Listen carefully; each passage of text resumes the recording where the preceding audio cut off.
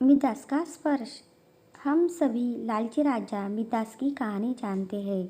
उसके पास सोने की कमी नहीं थी, लेकिन सोना जितना बढ़ता वह और अधिक सोना चाहता। उसने सोने को खजाने में जमा कर लिया था और हर रोज उसे गिना करता था।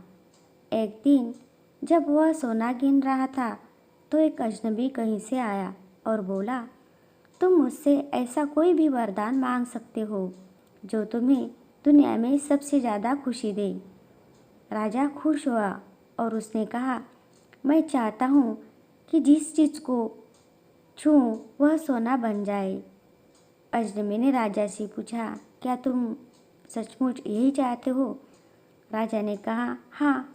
तो अजनबी बोला, कल सूरज की पहली किरण के साथ ही तुम्हें किसी चीज़ को छूकर सोना बना देने की ताकत मिल जाएगी।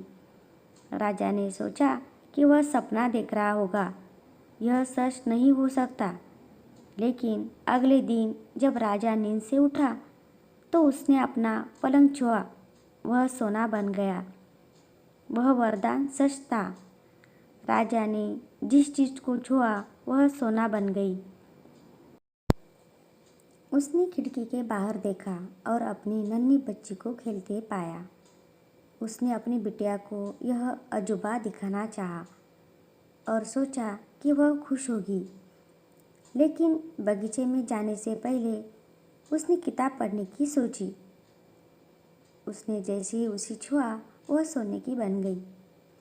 वह किताब को पढ़ न सका।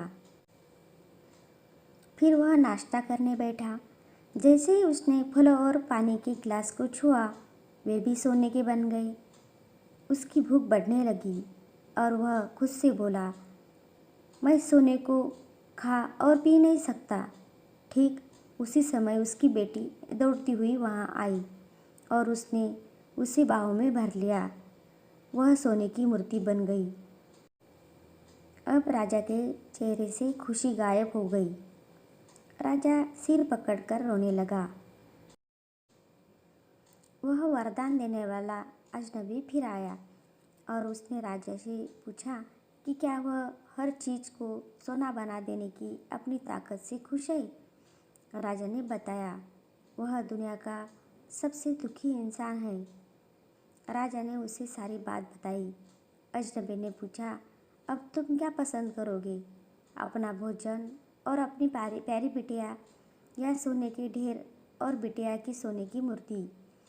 राजा ने गिड़गिड़ाकर माफ़ी मांगी और कहा, मैं अपना सारा सोना छोड़ दूंगा। मेहरबानी करके मेरी बेटी मुझे लौटा दो, क्योंकि उसके बिना मेरी हर चीज़ मूल्यहीन हो गई है। अजनबी ने राजा से कहा, तुम पहले से बुद्धिमान हो गए हो। और उसने अपने वरदान को वापस ले लिया। राजा को अपनी बेटी फिर से मिल गई और उस एक ऐसी सीख मिली जिसे वह जिंदगी भर नहीं भुला सका। इस कहानी से क्या शिक्षा मिलती है?